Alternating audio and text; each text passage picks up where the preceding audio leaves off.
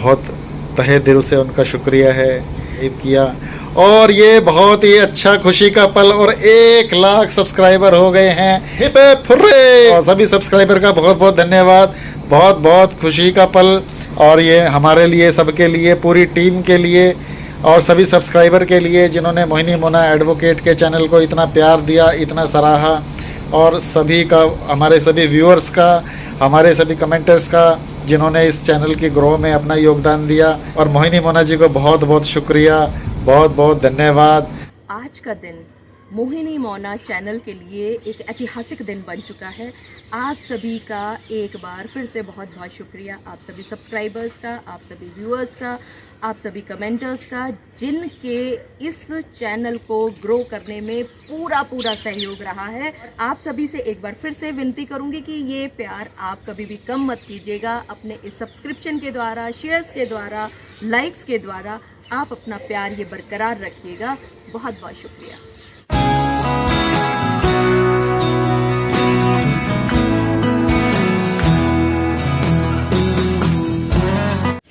सबसे पहले तो आप सभी सब्सक्राइबर्स का, आप सभी व्यूअर्स का, आप सभी लोग जो कमेंट करते हैं, उन सभी का तहे दिल से शुक्रिया।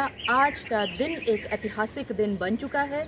आप सभी के प्यार की बदौलत आज आपके इस पसंदीदा चैनल ने 1 लाख सब्सक्राइबर्स कंप्लीट कर दिए हैं।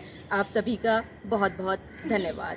मैं एडवोकेट मोहिनी मोना आप सभी का पुनः स्वागत करती हूं, और आप सभी देख रहे हैं आप सभी का पसंदीदा चैनल मोहिनी मोना एडवोकेट। अगर आपने मेरे इस चैनल को अभी तक सब्सक्राइब ना किया हो, या आप मेरे इस चैनल के लिए नए हैं, तो इसको जल्दी से जल्दी सब्सक्राइब कर दीजिएगा, ताकि आपको इसी तरह के लीगल इन्फॉर्मेटिव वीडियोज़ की नोटिफिकेशन सबसे पहले मिल सके। और हाँ, सब्सक्राइब करने के बाद बेल आइकन दबाना ना भूलिएगा, वरना आपको नोटिफिकेशन नहीं मिल पाएगी।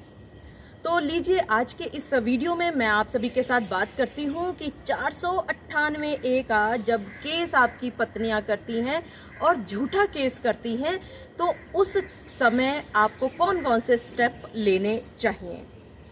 सबसे पहले तो आपको ये बताना ज़रूरी होगा कि सुप्रीम कोर्ट ने सीधे गिरफ्तारी पर रोक लगा दी है। आप सभी को याद होगा कि पहले जब 498A का केस होता था, FIR दर्ज होती थी, तो FIR दर्ज होते ही अक्यूज को गिरफ्तार कर लिया जाता था, लेकिन सुप्रीम कोर्ट ने उस पर रोक लगा दी है।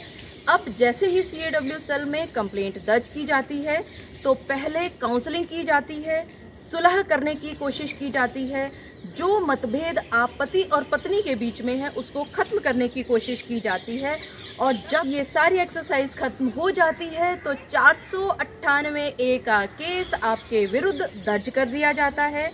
अब देखिए, 498A की धारा के अंतर्गत आपके अगेंस्ट एक FIR दर्ज हो चुकी है, जिसमें सिर्फ आप पति का ही नाम नहीं है, बल्कि घर में रहने वाले अन्य रिश्तेदारों का भी नाम उसमें शामिल है। तो भी आपको घबराने की ज़रूरत नहीं है। पुलिस आपको गिरफ्तारी नहीं करेगी। जैसा मैंने शुरू में बताया, सुप्रीम कोर्ट इस पर रोक लगा चुकी है। 41A का नोटिस पुलिस के द्वारा आपको भेजा जाएगा। उस नोटिस के मिलने के बाद आप थाने में जा सकते हैं, और वहां पर आप बता सकते हैं कि किस किस तरह से आपकी पत्नी ने आपके साथ दुर्व्यवहार किया, गलत व्यवहार किया, और कैसे उसने झूठी कंप्लेंट आपके विरुद्ध दायर की है।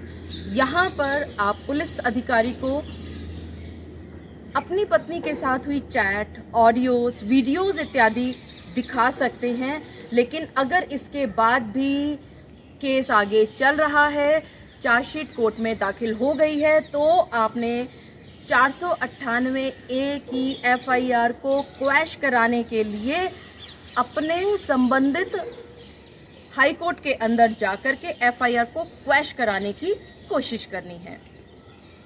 अगर आपके इस FIR में पत्नी के द्वारा जितने जो इंग्रेडिएंट्स होने चाहिए थे, उसमें से अगर कुछ कमी पाई जाती है, तो आपकी FIR क्वैश भी हो सकती है। और अगर क्वैश नहीं हो पाई, तो IO को निष्पक्ष जांच के आप ऑर्डर हाई कोर्ट से ले सकते हैं। इसके अलावा शुरुआत में जब आपकी पत्नी अपना असली रूप दिखाना शुरू करती है और वो आपको ये कंफर्म हो जाता है कि आपकी पत्नी आपके विरुद्ध 498A का FIR दर्ज कराने वाली है, डोमेस्टिक वायलेंस एक्ट का केस करने वाली है। यानी इस तरह की जब वो शुरुआत करती है तो आपने इन झूठे आरोपों की शिकायत की सूचना थाने में ज़रूर देनी है। और ये जो सूचना देनी है आपने सिर्फ 100 नंबर पर फ़ोन करके नहीं देनी है, बल्कि आपने रिटन कंप्लेंट देनी है। और जब आप रिटन कंप्लेंट देते हैं तो उसकी एक फ़ोटोकॉपी आप अपने पास रखेंगे और जब ओरिजिनल थाने में जमा हो जाएगी तो उसकी फ़ोटोकॉपी पर रिसीविंग लेकर के रखना ना भूलिएगा। यहाँ एक बात और बताना चाहूँगी, अक्सर लोग ये सोचा करते हैं कि वो खुद ही कंप्लेंट को लिख दें और कोर्ट में जमा कर दें या थाने में जमा कर दें। तो यहाँ आप कोशिश करें कि अपने किसी भी कंप्लेंट को दर्ज करने से पहले वकील की सहायता ज़रूर लें और वकील साहब की सहायता के बाद ही कोई भी कंप्लेंट वहाँ पर जमा कराएं, क्योंकि ये आपके सारे डिफेंस की एक शुरुआत होती है, फाउंडेशन होती है। यहाँ जब आप पुलिस के पास जाते हैं तो अक्सर हमने ये महसूस किया है कि पुलिस आपको डराती है।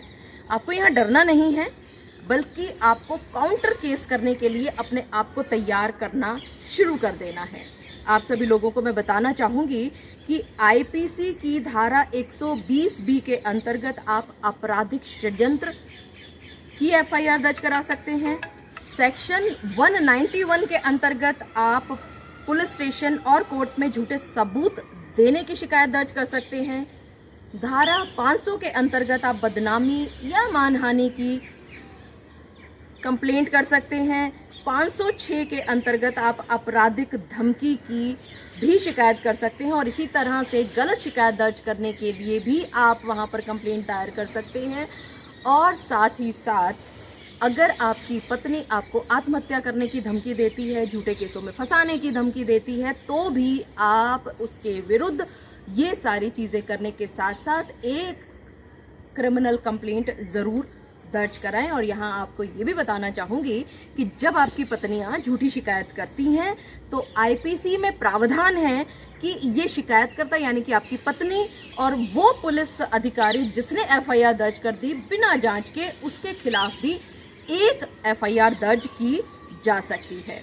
इसी के साथ साथ अंत में ये भी बताना चाहूँगी कि सुप्रीम कोर्ट ने जो ये चिंता जताई थी कि 498A का जो कानून बनाया गया था महिलाओं के फायदे के लिए, वो आज महिलाओं के द्वारा इस कानून का दुरुपयोग किया जा रहा है और इस पर चिंता जताई थी सुप्रीम कोर्ट ने अनीश कुमार वर्सेस बिहार के केस में। और ये बिल्कुल साफ साफ कहा था कि 498A का गलत इस्तेमाल किया जा रहा है, झूठे केस दर्ज किए जा रहे हैं और इसका सबसे बड़ा खामियाजा भी उन सभी पत्नियों को भुगतना पड़ता है जिन पत्नियों के साथ वास्तव में अत्याचार हो रहे हैं और जब वो थाने में जाती हैं तो उनके किसी भी शिकायत पर सुनवाई नहीं हो पाती।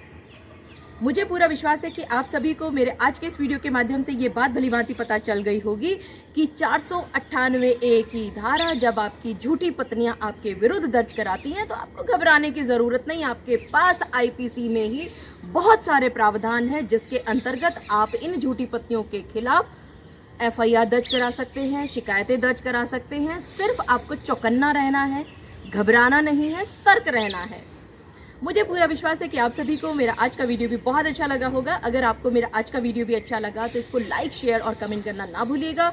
और हाँ, अगर आप मेरे इस चैनल के लिए नए हैं तो इसको जल्दी से जल्दी सब्सक्राइब कर दीजिएगा ताकि आपको इसी तरह के लीगल इन्फॉर्मेटिव वीडियोज़ की नोटिफिकेशन सबसे पहले मिल सके। अपना और अपने परिवार का बहुत अच्छी तरह से ध्यान रखिएगा।